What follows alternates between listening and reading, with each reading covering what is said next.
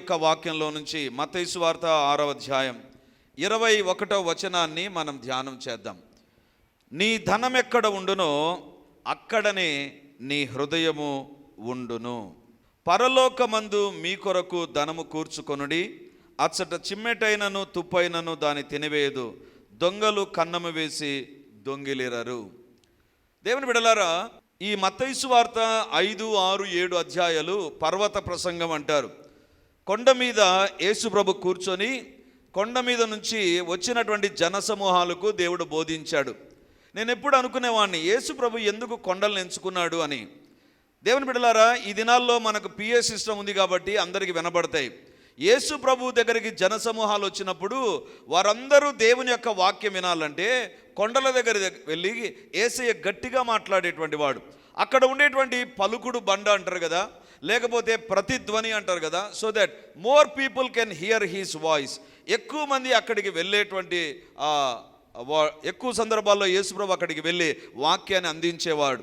So ఇక్కడ కూడా ఈ యొక్క దేవుడు కొండ మీద కూర్చున్నప్పుడు జనసమూహాలు ఆయన దగ్గరకు వచ్చారు, శిష్యులు ఆయన దగ్గరకు వచ్చారు. అప్పుడు నోరు తెరిచి ఆయన బోధిస్తూ ఉన్నాడు. ఏంటి ఆ బోధ అంటే అనేక విషయాలు ప్రభు మాట్లాడుతూ వచ్చారు. ఈరోజు 20వ వచనం, మత్తయి సువార్త 6వ అధ్యాయం 20వ వచనం, పరలోకమందు మీ కొరకు ధనము కూర్చుకొనుడి. ఈరోజు మనం ధ్యానించే అంశం ఏంటంటే, పరలోకంలో మనము ధనము కూర్చుకున్నామా? పరలోకంలో మనము ధనము కూర్చుకున్నామా? విచిత్రం కదా. నాకు అనిపించింది, పరలోకంలో ఏం బ్యాంకులు ఉంటాయా? పరలోకంలో ఒకవేళ బ్యాంకులే ఉన్నాయనుకుందాం, మళ్ళీ అక్కడ ఉద్యోగాలు ఉంటాయి అంటే దాని అర్థం ఏంటి? ఒక మేనేజర్ ఉంటాడు, క్యాషియర్ ఉంటాడు, ఏటీఎం ఉంటుంది. అవి ఏం లేవు కదా పరలోకంలో, ఎక్కడ కూడా అవి మనకు కనబడవు. పరలోకంలో బ్యాంకులు లేనప్పుడు పరలోకంలో ధనం కూర్చుకోవడం ఏంటి? పరలోకంలో ధనము కూర్చుకోవడంలో ఉద్దేశం ఏంటిది? భూలోకంలో ధనము కూర్చుకోవడానికే 1,00,000 కష్టాలు పడుతున్నాం.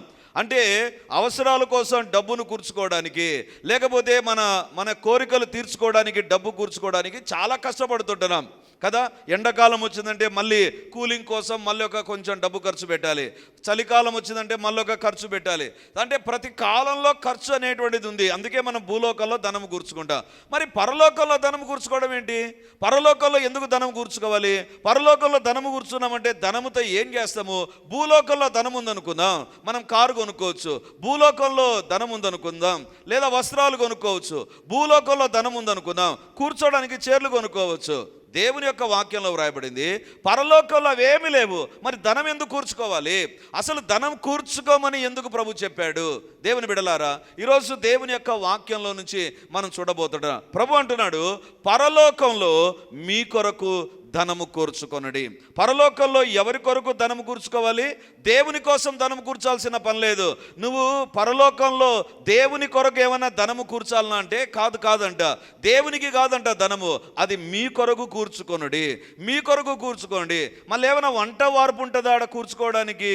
అంటే డబ్బు ఎందుకు కూర్చుకోవాలి? ధనాన్ని ఎందుకు అక్కడ లేకపోతే అక్కడ సేవ్ చేయాలి? ఎందుకు ధనాన్ని పరలోకంలో ఎత్తిపెట్టాలి? అసలు ధనము పరలోకానికి ఎలా పోతుంది? ఇలాంటి ప్రశ్నలన్నీ మనకు వస్తాయండి దేవుని బిడ్డలారా. అందుకే చాలామంది ఈ తలతిక్క ప్రసంగం అని అనిపిస్తుంది. ఎందుకంటే పరలోకంలో ధనము కూర్చుకోవడం ఏంటి? భూలోకంలో ధనము కూర్చుకున్నామంటే ధనముతో పని ఉంటుంది. భూలోకంలో ధనము కూర్చుకుంటున్నామంటే బ్యాంకులు ఉంటున్నాయి. పరలోకంలో అవన్నీ లేవు కదా. మరి ఎందుకు ధనాన్ని గురించి దేవుడు మాట్లాడాడు? దేవుని బిడ్డలారా, పరలోకంలో మీ కొరకు ధనము కూర్చుకొనుడి. యాక్చువల్గా ఏముండాలి నాకు అనిపించిందంటే, మీరు పరలోకానికి వెళ్ళగలరా అని ఉంటే బాగుంటుందండి. ఎందుకంటే పరలోకానికి మనం వెళ్తాం, పరలోకానికి మనం వెళ్ళాలని ఆశపడతాం, లేదా నరకానికైనా వెళ్ళాలి. ఏదో ఒకటి, పరలోకమైనా నరకమైనా, ఈ రెండిట్లో ఏదో ఒకటి ఉండాలి. మధ్యస్థం అనేటువంటిది లేదు. కొంచెం కాలం పరలోకం, కొంచెం కాలం నరకం, కొద్ది కాలం దేవుడు, కొద్ది కాలం లోకం అన్నట్టుగా అలాంటివి ఉండవు. పరలోకమైన ఉండాలి, నరకమైన ఉండాలి. మరి పరలోకానికి వెళ్ళినప్పుడు మనం పరలోకానికి వెళ్తే బాగుంటుంది, కానీ పరలోకంలో ధనం కూర్చుకోవడం ఏంటి? అసలు అది మనకు అంతు చిక్కనటువంటిదిగా కనబడుతుంది కదా. దేవుని బిడ్డలారా, దేవుడు ఏది మాట్లాడినా దేవుడు మన క్షేమము నిమిత్తమై మాట్లాడతాడు. మన యొక్క కుటుంబ వ్యక్తిగత క్షేమము నిమిత్తమై మాట్లాడతాడు. దేవుని బిడ్డలారా, ఇది నాకు అనిపించింది, మనిషికి కొన్ని గోల్స్ కలిగి ఉంటాడండి. ఉదాహరణకు నేను మంచి ఆరోగ్యాన్ని కలిగి ఉండాలి, లేదా నేను ఈ సంవత్సరం సన్నబడాలి, లేదా ఈ సంవత్సరం నేను మంచి మార్కులు సాధించాలి, ఉద్యోగం రావాలి, పెళ్ళి జరగాలి, ఏదో ఒక గోల్ ఉంటుంది. దేవుడు అంటున్నాడు, పరలోకంలో మీ కొరకు ధనము కూర్చుకోవడానికి హ్యావ్ ఎ గోల్, ఒక గురి కలిగి జీవించండి, పరలోకంలో మీ కొరకు ధనము కూర్చుకొనుడి. దేవుని బిడ్డలారా, దేవుని యొక్క ఉద్దేశం ఏంటంటే పరలోకంలో మనం ధనము కూర్చుకోవాలి. యేసు ప్రభు భూలోకంలో జీవించినప్పుడు యేసు ప్రభు యొక్క చరిత్రను మత్తయి, మార్కు, లూకా, యోహాన్ రాశారండి.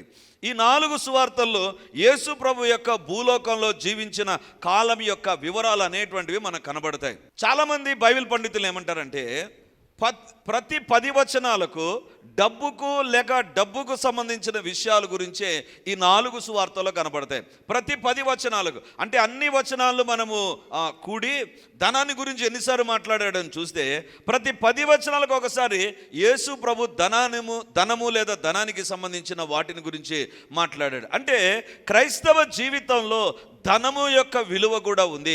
లోక సంబంధమైన జీవితంలో ధనానికి ఒక విలువ ఉందండి. ధనము ఉంటే ఒక గుర్తింపు, ధనము ఉంటే మన జీవితాల్లో మనం కొనుక్కోవడం, మనకు పేరు ప్రఖ్యాతులు ఇవి రావడం జరుగుతుంది. మరి పరలోకంలో ధనము కూర్చుకోవడం అని ఎందుకన్నాడు ఈరోజు దేవుని యొక్క వాక్యంలో మనం చూడబోతున్నాం. పరలోకానికి వెళ్ళడం గురించి ఒకటైతే పరలోకంలో ధనము కూడా కూర్చుకోవాలంట. అంటే భక్తి జీవితాన్ని జీవిస్తే పరలోకానికి వెళ్తాం, మారు మనసు పొందితే పరలోకానికి వెళ్తాం, బాప్తిస్మ అనుభవం గుండా వెళితే పరలోకంలోకి వెళ్తాం, ప్రభు కోసం నమ్మకంగా యథార్థంగా జీవిస్తే పరలోకానికి వెళ్తాం. అక్కడితో ఆపడం లేదు దేవుడు. పరలోకానికి వెళ్ళడం ఒక ఎత్తు, మీ కొరకు పరలోకంలో ధనము కూర్చుకొనడి. పరలోకంలో మన కొరకు కూర్చుకోవాలంట. అంటే దాని అర్థం ఏంటంటే పరలోకంలో నీకు ధనము లేనటువంటి పరిస్థితులు కూడా ఉంటాయి. పరలోకంలో ధనహీనుడుగా నువ్వు ఉంటావు, పరలోకంలో బీద వ్యక్తిగా ఉంటావు, పరలోకంలో పేదరికంలో ఉండేటువంటి ఒక వ్యక్తిగా ఉంటావు. పరలోకానికి పోతాం, కానీ పరలోకంలో మనము ధనము కూర్చుకొనకపోతే we will not have a blessed life అనేటువంటి ఒక తలంపులోనికి మనం వెళ్తామండి. దేవుని బిడ్డలారా, అసలు ఏంటి పరలోకంలో ధనము కూర్చుకోవడం అంటే ఏంటిది? ఈరోజు దేవుని యొక్క వాక్యంలో నుంచి మనం చూడబోతుంటున్నాం. అసలు దేవుడు ధనము పరలోకంలో పరలోకంలో మీ కొరకు ధనము కూర్చుకోమనడంలో ఉద్దేశం ఏంటంటే మొట్టమొదటిగా అసలు దీన్ని మనం అర్థం చేసుకోవాలి. అంటే దాని అర్థం భూలోకంలో ధనము కూర్చుకోకూడదా? అలా చెప్పడంలా భూలోకంలో ధనం అస్సలు కూర్చుకోవద్దు, పరలోకంలో మాత్రమే ధనము కూర్చుకో అని చెప్పడంలే. భూలోకంలో కూర్చుకోవద్దు అన్నాడు పై వచనాల్లో, అస్సలు కూర్చుకోవద్దు అని మాత్రం చెప్పలేదండి. దేవుని బిడ్డలారా, అంటే భూలోకంలో నీ అవసరతల కోసం you have to save money, at the same time you have to లే ట్రెజర్ ఇన్ హెవెన్. పరలోకంలో కూడా ధనము కూర్చుకోవాలి. చాలా సందర్భాలలో భూలోకంలో ధనము కూర్చుకోవద్దు, పరలోకంలో ధనము కూర్చుకోమంటే చాలామంది ఏమనుకుంటారంటే భూలోకంలో ఇంకా ఏమి ఉండకూడదు. అంటే సాధువులు ఉంటారు చూసారా, ఒకే ఒక వస్త్రాన్ని మొల చుట్టూ ధరించుకుంటారు, ఇక ఏముండదు, అంత చిన్న చెంబు పెట్టుకుంటారు, ఆ తర్వాత ఒక కమండలాన్ని పెట్టుకుంటారు, ఒక జంజం వేసుకుంటారు, ఏదో హిమాలయాలకు వెళ్ళి. అంటే వాళ్ళకు డబ్బు అవసరం లే, తిండి అవసరం లే, కుటుంబం అవసరం లే, కార్లు అవసరం లే, దరిద్రమైన సెల్ ఫోన్ అవసరం లే, ఏది అవసరం లే వాళ్ళకు. అలా ఉండాలనా? దేవుని బిడ్డలారా, దేవుని యొక్క దీవెనలు, దేవుని యొక్క ఆశీర్వాదము ఐశ్వర్యం ఇస్తుందని ఇదే బైబిల్ చెప్తుందండి. ఇదే బైబిల్ చెప్తుంది. అంటే దేవుని యొక్క బిడ్డల జీవితంలో ఐశ్వర్యం ఉండడం దేవుని యొక్క చిత్తము. దేవుని యొక్క బిడ్డలు మంచిగా ఆశీర్వాదకరంగా జీవించడం దేవుని యొక్క ఉద్దేశము. కానీ అట్ ద సేమ్ టైం దేవుడు అంటున్నాడు, ఒకవైపు భూలోకంలో మీ అవసరతల కోసం మీకు డబ్బు అవసరం, అది ఉండాలి, అది నా దీవెన అని ఒకవైపు చెబుతూ, మరొక వైపు దేవుడు ఏమంటున్నాడంటే మీ కొరకు పరలోకంలో ధనము కూర్చుకొనడి. మీ కొరకు పరలోకంలో first and foremost thing we must understand that God is not talking that we should not have a bank balance in this world. ఈ లోకంలో డబ్బు సమకూర్చుకోవడం అనేటువంటిది తప్పు అని దేవుడు చెప్పడంలే. మీరు భూలోకంలో ఒకవేళ డబ్బు కూర్చుకున్నప్పటికీ ఖచ్చితంగా ఒకటి చేయండి, మీ కొరకు పరలోకంలో ధనము కూర్చుకొనడి. దేవుని బిడ్డలారా, ఈరోజు అసలు పరలోకంలో ధనము కూర్చుకోమని ఎందుకు ప్రభు సెలవిచ్చాడు? అందులో ఉండేటువంటి అర్థం ఏంటిది? ఏ రకంగా మన డబ్బును పరలోకానికి పంపగలము? ఏమైనా ఆన్లైన్ కానీ ఆఫ్లైన్ కానీ గూగుల్ పే కానీ ఫోన్పే కానీ మారుస్తాం. హెవెన్ పే ఏమన్నా ఉందా పంపడానికి? ఏ రకంగా మనం పంపగలము? ఈరోజు దేవుని యొక్క వాక్యంలోంచి మనం చూడబోతుంటారా. దేవుడు అంటున్నాడు, పరలోకంలో మీ కొరకు ధనము కూర్చుకొనుడి. అసలు ధనం అంటే ఏంటిది? దేవుని బిడ్డలారా, మొట్టమొదటిగా ఆ భాగానికి వస్తారు. ఆ తర్వాత పరలోకంలో ఏ రకంగా ధనము కూర్చుకోవచ్చు. ధనం అనేటువంటి దానికి జీవం ఉండదండి. ఒక డబ్బును కానీ ఒక కరెన్సీని కానీ మీరు చూస్తే there is no life in it, అందులో జీవం ఉండదు. ఒకవేళ మీ దగ్గర ఉండేటువంటి డబ్బును తీసుకొని దానితో మీరు మాట్లాడతారండి? దానితో మీరు కూర్చొని వ్యవహారాలు ఏమైనా చేస్తారా? ఒకే ఒకటి వ్యవహారం చేస్తారు, ఒకరు వ్యవహారం చేస్తారు. దానితో మాట్లాడే వ్యక్తి ఒకరండి. ఎవరంటే మెంటల్ హాస్పిటల్లో ఉండే వాళ్ళు మాత్రమే. డబ్బుతో ఎవరు మాట్లాడింది తెలుసా? That's not a living thing, అది జీవము కలిగింది కాదు. అయినా దేవుడు అంటున్నాడు పరలోకంలో మీ కొరకు ధనము కూర్చుకోండి. మనము పరలోకానికి వెళ్ళడం ఎంత ఇంపార్టెంటో దేవుడు అంటున్నాడు పరలోకంలో మీ కొరకు ధనము కూర్చుకోండి. మరి పరలోకంలో ధనము కూర్చుకోవడానికి పరలోకంలో ఉండేటువంటి ఆ యొక్క పరిస్థితిలో ధనం ఏమన్నా జీవం కలిగిందా? కాదే. ధనం ఏమన్నా మనతో ఏమైనా కొన్ని కార్యాలు మనము చేయించడానికి ఇష్టపడుతుందా? నా దగ్గర డబ్బు ఉందనుకోండి, డబ్బు రాత్రిలో లేచి సుధీర్ ఇప్పుడు ప్రార్థన చేసుకొని ఏమైనా చెప్తుందా? డబ్బుకి ఏమైనా టాలెంట్ ఉందా? లేదు. మరి అలాంటి డబ్బును దేవుడు ఎందుకు పరలోకానికి కనెక్ట్ చేశాడు? ధనాన్ని ఎందుకు పరలోకానికి కనెక్ట్ చేశాడు? ఎందుకు పరలోకానికి ఏమి సంబంధం దాంతో? దేవుని బిడ్డలారా, డబ్బులో జీవం లేదు, అయినా పరలోకంలో ధనము కూర్చుకోమన్నాడు. డబ్బు మనతో మాట్లాడదు, అయినా పరలోకంలో మీ కొరకు ధనము కూర్చుకోమన్నాడు. డబ్బు అనేటువంటిది నీ జీవితంలో ఉంటుందే కానీ అది నీ జీవితంలో ఒక మనిషిలాగా అదేం పని చేయదండి. మనిషిలాగా పని చేయొద్దు. డబ్బుగానే ఉంటుంది. కానీ దేవుడు అంటున్నాడు మీ కొరకు పరలోకంలో ధనము కూర్చుకొనుడి. దేవుని బిడ్డలారా, పరలోకంలో ధనము కూర్చుకోమనడంలో ఉద్దేశం ఏంటంటే, ఇప్పుడు కింది వచనంలోకి వద్దాం. ఇంతవరకు మనము మత్తయి సువార్త 6వ అధ్యాయము 20వ వచనం చదివాము. ఇప్పుడు 21వ వచనాన్ని చదువుదాం. నీ ధనం ఎక్కడ ఉండునో అక్కడనే నీ హృదయం ఉండును. నీ ధనం ఎక్కడ ఉండునో అక్కడనే నీ హృదయం ఉండును. మరొక తలతిక్క ప్రశ్న కదా ఇది. ధనానికి హృదయానికి ఏమి సంబంధం అండి? ధనం అనేటువంటిది ఎక్కడ ఉంటుందండి? నీ పర్సులో ఉంటుంది, నీ ఫోన్లో ఉంటుంది, అంతే తప్ప ధనం హృదయంలో ఉండదు కదా. ధనం హృదయంలోకి రాదు కదా. అది ఒక కరెన్సీ కదా. లేకపోతే అది ఒక ఫిజికల్ ఎంటిటీ అయినా కావచ్చు, లేకపోతే లాజికల్ ఎంటిటీ అయినా కావచ్చు. అంటే డబ్బును తాకవచ్చు, లేదా డబ్బును తాకకుండా మీ ఫోన్పేలోంచి డబ్బు పంపుతారండి. అంటే కానుకేసేటప్పుడు డబ్బును పట్టుకొని వేస్తాం. కొంతమందికి ఒక కష్టం కూడా వచ్చింది. ఏంటంటే ఈ మధ్యకాలంలో అన్న అదే పనిగా కానుక కోసమే మేము డబ్బు తీసుకురావాల్సి వస్తుంది, ఫోన్పే అయితే బాగుంటుంది. నాకు కూడా థాట్ ఉంది, దానికి అవసరమైన ఏర్పాట్లు చేద్దాం. ఎందుకంటే ప్రతి సందర్భంలో డబ్బు మనకు కావాలి అంటే, మనం దేవునికి ఇవ్వాలంటే కొన్ని సందర్భాలలో ఫోన్పే అలవాటు అయిపోయింది ఎక్కువ కదా. ఏమనాలి, ఫిజికల్ కరెన్సీ కంటే we are using this technical currency.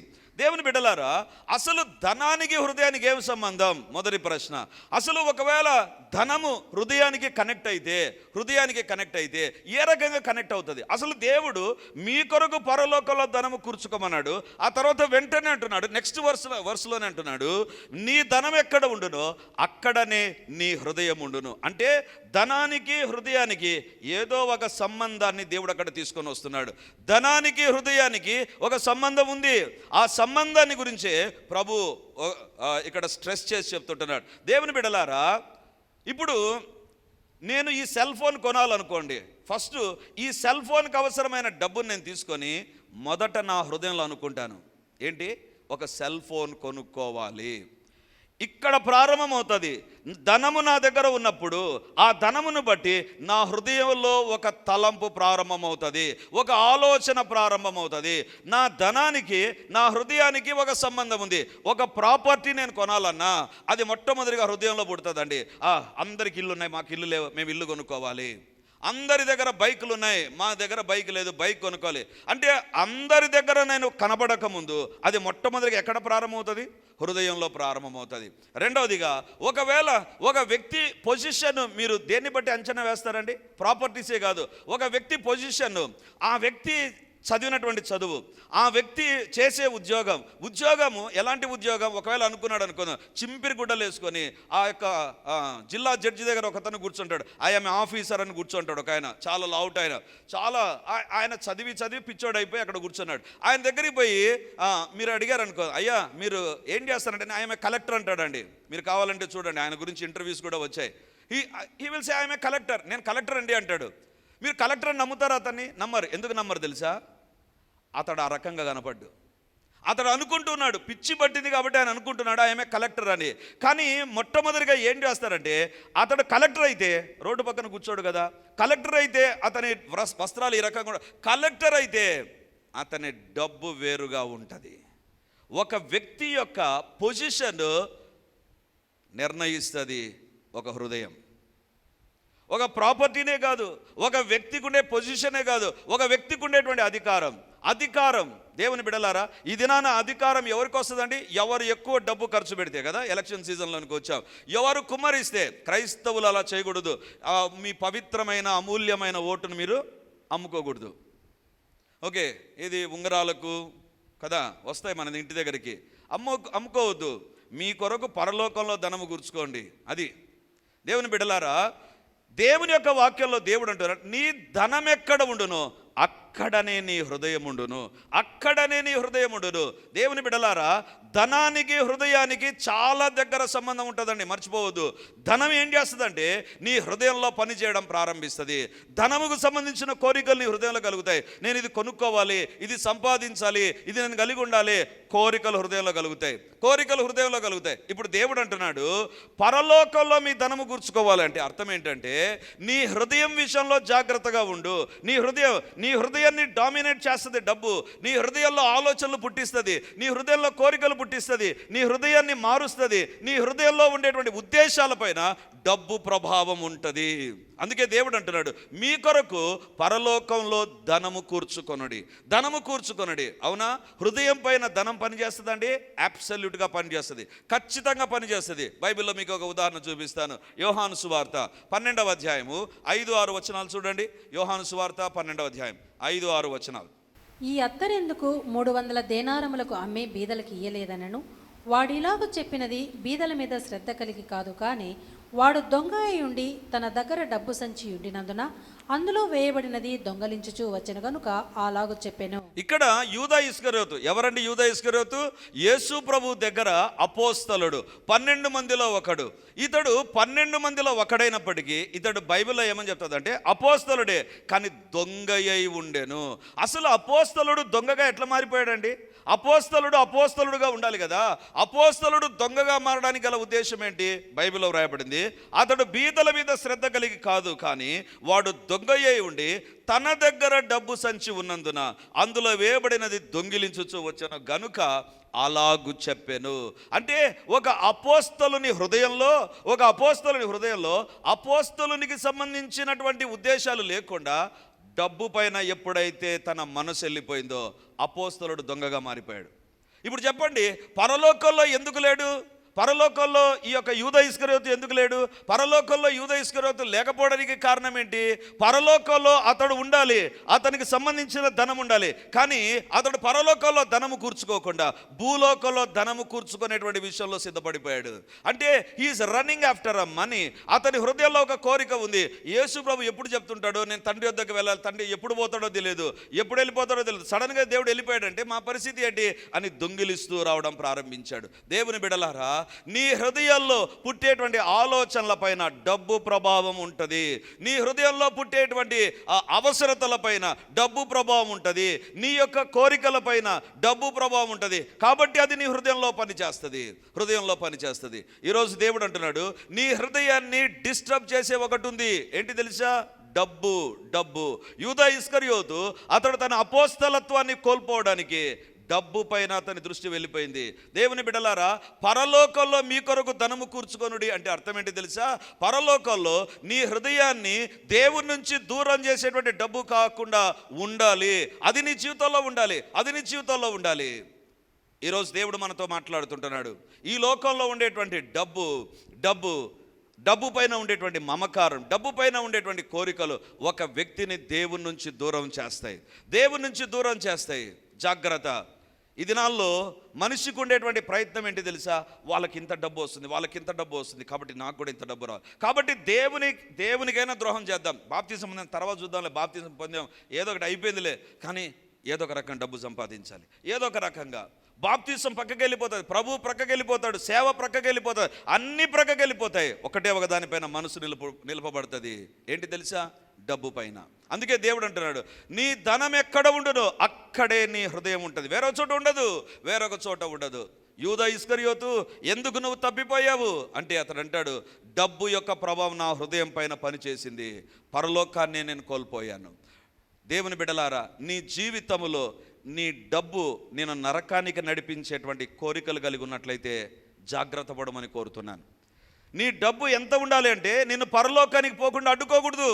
అది నీ జీవితంలో నిన్ను దొంగగా మార్చకూడదు. అది నీ జీవితంలో నిన్ను ఒక పాపిగా మార్చకూడదు. అది నీ జీవితంలో దేవునికి నిన్ను దూరం చేయకూడదు. పరలోకంలో ధనము కూర్చుకోండి అంటే అర్థం ఏంటి తెలుసా? పరలోకానికి వెళ్ళేటువంటి నీవు లేకుండా ధనం ఉంటే ఏం ప్రయోజనం? ఏం ప్రయోజనం? ఈరోజు దేవుడు మాట్లాడుతుంటారు, నీ ధనం ఎక్కడ ఉండునో అక్కడే నీ హృదయం ఉంటుంది, అక్కడే నీ హృదయం ఉంటుంది. ఇది నాన్న ప్రపంచాన్ని శాసించేది ఏంటి తెలుసా? ధనమే కదండి. ధనము లేకపోతే ధనం ఇజ్జత్ జగం అంటారు. అంటే జగత్తును పరిపాలించేది ధనముగా మారిపోయింది. ఆ ధనము ఒక విశ్వాస జీవితంలోనికి వచ్చిందా, హృదయం పైన పనిచేస్తుంది. ఆ హృదయం పైన పనిచేసిందా, ఆ వ్యక్తి జీవితాల్లో మార్పులు రావడం ప్రారంభిస్తాయి. దేవుని బిడ్డలారా, ఈరోజు దేవుడు మనతో మాట్లాడుతుంటున్నాడు. మనల్ని మనం పరీక్షించుకుందాం. డబ్బు నీ జీవితంలో ఎక్కడ ప్రభావాన్ని చూపుతుందా? మంచి ప్రభావాన్ని చూపుతుందా? చెడు ప్రభావాన్ని చూపుతుందా? చెడు ప్రభావాన్ని చూపుతుందా? నీ డబ్బు దేవుని నుంచి నిన్నేమన్నా దూరం చేస్తుందా? డబ్బు నీ జీవితాల్లో ప్రార్థనకు దూరం చేస్తుందా? డబ్బు నీ జీవితాల్లో దేవుని యొక్క బిడ్డగా జీవించకుండా ఏమన్నా నీ పైన ప్రభావం చూపిస్తుందా? నీ హృదయం పైన ప్రభావం చూపిస్తుందా? జాగ్రత్త. ఎందుకు తెలుసా? నీ జీవితంలో నీ ధనం ఎక్కడ ఉండునో అక్కడే నీ హృదయం కూడా ఉండును. అందుకే దేవుడు అంటున్నాడు, భూలోకంలో ఉంటే ఏమవుతుంది తెలుసా? భూలోకంలో ఉండేటువంటి ధనము చెడిపోయే ధనముగా మారిపోతుంది. అందుకే ఏమంటాడు? 19వ వచనం, మత్తయి సువార్త 6వ అధ్యాయం 19-20 వచనాలు చూడండి. భూమి మీద మీ కొరకు ధనమును కూర్చుకొనవద్దు, ఇక్కడ చిమ్మటయు తుప్పును తినివేయును, దొంగలు కన్నము వేసి దొంగిలెదరు. పరలోకమందు మీ కొరకు ధనమును కూర్చుకొనుడి, అచ్చట చిమ్మటి అయినను తుప్పు అయినను దాన్ని తినివేయదు, దొంగలు కన్నము వేసి దొంగిలెదరు. చెడిపోయేటువంటి డబ్బుగా నీ డబ్బు భూలోకంలో ఉంటుంది, కానీ పరలోకంలోకి వెళ్ళేటువంటి నీ డబ్బు చెడిపోదు. అంటే దేవుని సంబంధమైనటువంటి డబ్బుగా నీ డబ్బు ఉండాలి, అంతేగాని లోక సంబంధమైన డబ్బుగా మారకూడదు. దేవుని బిడ్డలారా, ఒక ఆయనను బాప్తిసం ఇవ్వడానికి తీసుకొని వచ్చారంట. బాప్తీసం తీసుకొని వచ్చి అందరికీ బాప్తీసం ఇస్తుంటే ఆయన నిలబడి ఆయన కూడా దేవుని దగ్గర పాపాలు ఒప్పుకొని బాప్తీసం కోసం ఆ యొక్క బాప్తీసం తొట్టిలోనికి దిగాడంట. దిగిన తర్వాత వాళ్ళు అన్నారంట, అయ్యా మోకాళ్ళుని తర్వాత నీకు బాప్తీసం ఇస్తాం. ఆయన అన్నాడంట, మోకాళ్ళు ఉంటాను కానీ ఒక కండిషన్ అన్నాడంట. ఏమంటే ఈ చెయ్యి పైన పెట్టుకుంటాను, బాప్తీసం చెయ్యి పైకి పెట్టుకొని ఇవ్వండి అన్నాడంట. అదేంటి అది అట్లా ఇయ్యరు, బాప్తీసము చేతులు ఇలా పెట్టుకోవాలి, ముక్కు దగ్గర పెట్టుకోవాలి, నీళ్ళు లోపలికి పోకూడదు అని చెప్తే, లేదు నేను బాప్తీసం మాత్రం ఇట్లే తీసుకుంటా. అట్లా తీసుకోకూడదయ్యా అంటే ఆయన వినలేదంట. లేదండి నేను బాప్తీసం తీసుకుంటా, యేసుప్రభు దగ్గర నా పాపాలు ఒప్పుకున్నా, కానీ ఒకటే కండిషన్, చెయ్యి మాత్రం ఇట్లా పెట్టుకుంటా, ఒక చెయ్యి ఇట్లా పెట్టుకుంటా, మీరు ఆడ పెట్టుకోమంటే పెట్టుకుంటా, తలపైన పెట్టుకోమన్నారు, ముక్కు ఎక్కడ పెట్టుకోమన్నా పెట్టుకుంటా, కానీ ఈ చెయ్యి మాత్రం పైన పెట్టుకుంటా అన్నాడంట. అప్పుడు వీళ్ళు అన్నారంటే, అసలు ఎందుకు అట్లా? ఏం లేదు, బాప్తీసం తీసుకున్న తర్వాత నేరుగా ఒక వ్యక్తి దగ్గరికి పోయి ఆ వ్యక్తిని వాంచిపడేలా, దానికి ఈ చెయ్యి ఇప్పుడే బాప్తీసం వద్దు అన్నాడంట. మళ్ళీ ఎప్పుడు తీసుకుంటావు బాప్తీసం? ఆయన కొట్టించిన తర్వాత మళ్ళీ ఈ చెయ్యికి బాప్తీసం ఇవ్వండి. ఎందుకు చెప్తున్నాను తెలుసా? చాలామంది జీవితాల్లో బాప్తీసం పొంది ఉంటావు, కానీ నీ దగ్గర ఉండేటువంటి డబ్బు బాప్తీసం పొంది ఉండదు. డబ్బు ఖర్చు పెట్టే విధానం బాప్తీసం పొంది ఉండదు. డబ్బును ఉపయోగించే విధానం బాప్తీసం పొంది ఉండదు. డబ్బును ఏ రకంగా నీవు దేవుని బిడ్డగా జీవించకుండా ఆ డబ్బు ప్రయత్నం చేస్తుంది, దాని దగ్గర మనం ఫెయిల్ అయిపోతూ ఉంటామండి. దేవుడు ఈరోజు మనతో మాట్లాడుతుంటా, నీ ధనం ఎక్కడ ఉండునో అక్కడే నీ హృదయం ఉండును. ఒకవేళ నీ హృదయం పరలోకంలో ఉండాలి అంటే నీ డబ్బు విషయంలో జాగ్రత్త. పరలోకంలో నీ కొరకు ధనము కూర్చుకొనుడి. ఈ లోకంలో ఉండేటువంటి ధనము చెడగొట్టి నిన్ను భూలోకంలో ఒక పాపిగా మారుస్తుంది. నీ డబ్బు నిన్ను పరలోకానికి తీసుకొని వెళ్ళాలి. నీ దగ్గర ఉండేటువంటి డబ్బు నిన్ను పాపిగా మార్చకూడదు. నీ హృదయాన్ని చెడగొట్టకూడదు. ఈరోజు దేవుడు మనతో మాట్లాడుతున్నా, నీ డబ్బు సంపాదన విషయంలో ఏవైనా తప్పులు జరుగుతున్నాయా? నా దగ్గర డబ్బు లేదని ఒక తప్పుడు పని, ఒక పాప పని, ఒక మోస పని, ఒక నష్టము, లేకపోతే ఒకరికి ఎగరగొట్టడము, ఒకరిది అన్యాయంగా తీసుకోవడం, ఇవన్నీ జరుగుతూ ఉంటే నీ హృదయం పైన డబ్బు ప్రభావం ఉంది. నీ హృదయము నరకం పైన వెళ్ళిపోతూ ఉంటే డోంట్ ఎక్స్పెక్ట్ హెవెన్. నీ హృదయంలో ఉండేటువంటి కోరికలన్నీ కూడా డబ్బును బట్టి పాప సంబంధమైనవిగా మారిపోతూ ఉంటే నీ జీవితంలో పరలోకం అనేటువంటిది ఉండదు. లోకంలో నీ డబ్బుకు ఒక గుర్తింపు ఉండవచ్చు, లోకంలో నీకు ఆస్తిపాస్తులు ఉండవచ్చు, లోకంలో నీకు పేరు రావచ్చు, but sadly you will be missing the heaven. పరలోకాన్ని మాత్రం ఖచ్చితంగా కోల్పోయే వ్యక్తిగా ఉంటావు. అందుకే దేవుడు అంటున్నాడు, మీ కొరకు పరలోకంలో ధనము కూర్చుకోండి. ధనము చెడగొడుతుంది మనిషిని.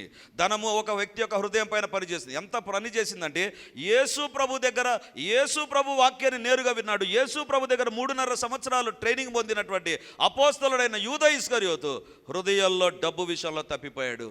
ఈరోజు ప్రభు మనతో మాట్లాడుతుండగా మనల్ని మనం సరిచేసుకుందాం. డబ్బు నీ జీవితాన్ని శాసించేదిగా మారిపోతుందేమో, నీ డబ్బు చెడగొట్టేటువంటి డబ్బుగా మారిపోతుందేమో, నీ డబ్బు దేవుని నుంచి దూరం చేసేటువంటి డబ్బుగా మారిపోతుందేమో. కానీ దేవుడు అంటున్నాడు, అలా ఉండకూడదు. నీ డబ్బు పరలోకానికి వెళ్ళేటువంటి డబ్బుగా ఉండాలి. పరలోకానికి వెళ్ళే ఆ డబ్బుగా నీ డబ్బు ఉండాలి. నిన్ను చెడగొట్టే డబ్బుగా అది ఉండకూడదు.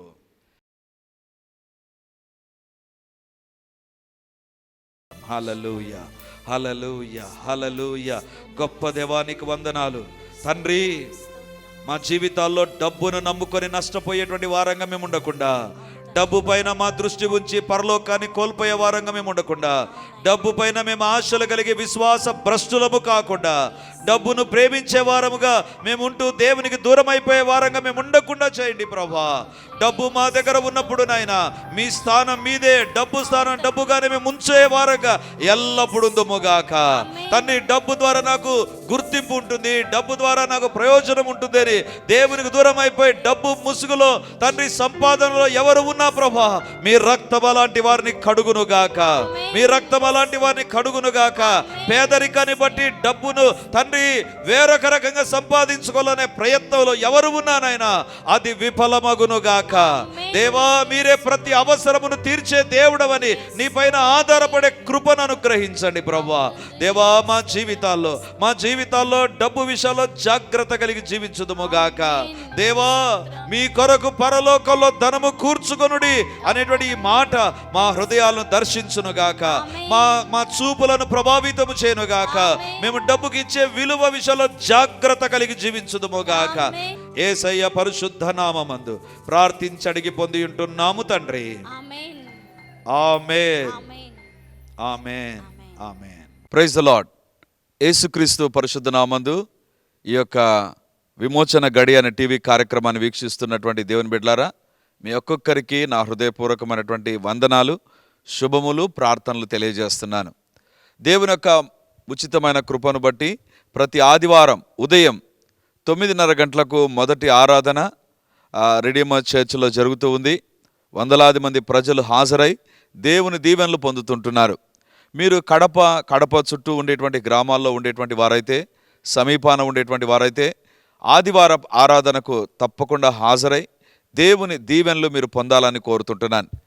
మీకోసం ప్రత్యేకంగా దేవుని యొక్క సందేశం, ప్రత్యేకమైన ప్రార్థనలు, వ్యక్తిగతంగా మిమ్మల్ని కలుసుకొని మీ గురించిన విషయాలు తెలుసుకొని ప్రార్థించాలని మేము సిద్ధంగా ఉన్నాం. కాబట్టి ఈ యొక్క రెడీమర్ చర్చ్ కడప నడిబొడ్డున ఉండేటువంటి కోటిరెడ్డి సర్కిల్ దగ్గర నారాయణ కాలేజ్ ఎదురుగా ఉండేటువంటి ఇంతకు ముందు ఉన్నటువంటి స్టార్ థియేటర్లో ఇప్పుడు జరుగుతూ ఉంది. కాబట్టి తప్పకుండా ఇతర ప్రాంతాల నుంచి వచ్చే వారికి కూడా బస్ ఫెసిలిటీ కూడా చాలా దగ్గరగానే ఉంటుంది. కాబట్టి తప్పకుండా మీరు మీ కుటుంబాలు హాజరై ఈ వాక్యపు దీవెనలు, ప్రార్థనా శక్తిని, దేవుని యొక్క అద్భుతమైనటువంటి సన్నిధిని ప్రతి ఆదివారం ఉదయం 9:30కు జరిగేటువంటి ఆరాధనలో హాజరై దేవుని దీవెనలు పొందాలని కోరుతూ ఉన్నాను.